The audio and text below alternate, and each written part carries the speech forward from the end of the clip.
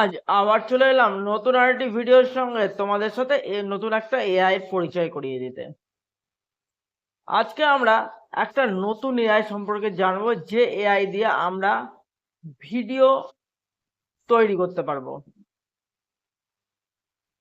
ভিডিওর জন্য ইমেজ তৈরি করতে পারবো এবং সেটা থেকে অ্যানিমেও তৈরি করতে পারবো। তো আগে আমরা জানবো কিভাবে আমরা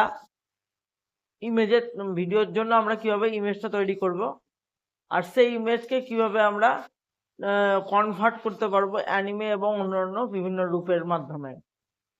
তো চলো বেশি কথা না বাড়িয়ে ভিডিওটা শুরু করি। ভিডিও শুরু করার আগে বলবো, যদি ভিডিওটাকে ফেসবুক বা ইনস্টাগ্রাম থেকে দেখছো, অতি অবশ্যই চ্যানেলটাকে লাইক করে ফলো করে নাও, আর কমেন্ট করে এই ভিডিওগুলোর বিষয়ে তোমরা জানতে চাইতে পারো।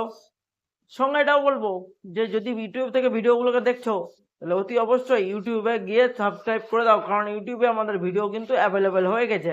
গেস দ্য টিচ টু এই চ্যানেলের নামে চ্যানেলটাকে সার্চ করলে তোমরা ইউটিউবে পেয়ে যাবে এবং সেখানে তোমরা ভিডিওগুলো কিন্তু দেখে আসতে পারো। তো চলো আজকের ভিডিওটা আমরা শুরু করি। তো বন্ধুরা, আজ আমরা যে এআই বিষয়ে জানবো তার নাম হলো GenTube.app।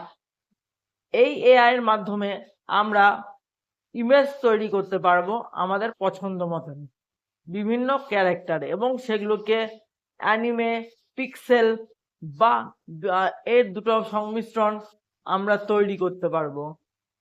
তো বন্ধুরা, এর যদি তোমরা লং ভিডিও দেখতে চাও, তাহলে অতি অবশ্যই এই ভিডিওর মধ্যে আমাদের কমেন্ট করো লং বলে, তাহলে আমরা জলদি লং ভিডিও নিয়ে আসবো তোমাদের জন্য শুধুমাত্র। তো বন্ধুরা, আর দেরি কেন, ভিডিওর জন্য তৈরি করে ফেলো নানা রকম ইমেজ।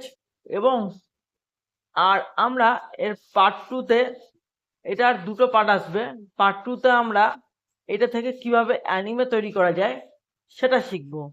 তো আর দেরি কেন বন্ধুরা, দ্রুত যাও গুগলে গিয়ে সার্চ করো জেনটিউব, আর সেখান থেকে তৈরি করে নাও এরকম অ্যানিমে বিভিন্ন ধরনের ক্যারেক্টারের ভিডিও।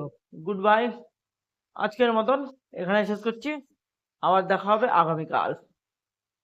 সকলকে অনেক অনেক ধন্যবাদ।